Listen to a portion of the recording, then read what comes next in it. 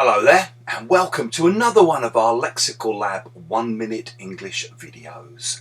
If you like this video, make sure you subscribe to our YouTube channel and check out our website www.lexicallab.com to find out more about our online English language classes. Many moons ago, my in-laws decided to come and visit my wife and I here in London.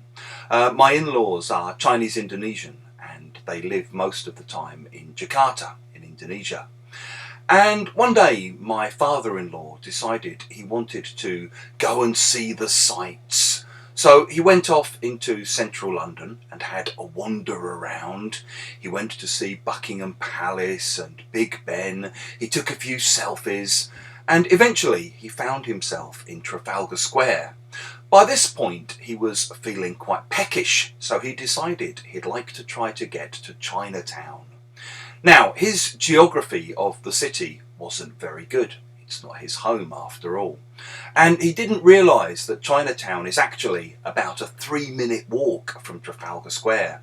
So he hailed a black taxi in the street and told him where he wanted to go. The cab driver obviously looked at him and thought, aha, opportunity knocks, because he then proceeded to drive him all round the houses, gave him a little scenic tour of the city, before finally depositing him in Chinatown some half an hour later, having charged him £28 for the pleasure. When he came home, he asked me how much the taxi ride should cost, and I looked a bit confused and said, "You don't take a taxi from Trafalgar Square to Chinatown, you just walk, it's 2 minutes up the road." "Ah," he said, "I've been ripped off."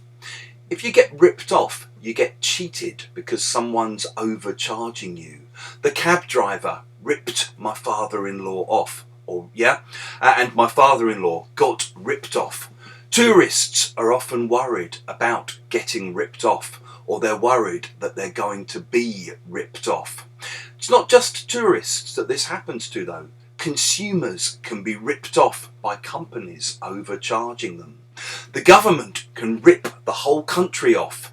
Here in the UK, we have a government that's used £22 billion of public money for a track and trace app set up by friends of theirs. In the same way, we also have a noun. It's a rip-off.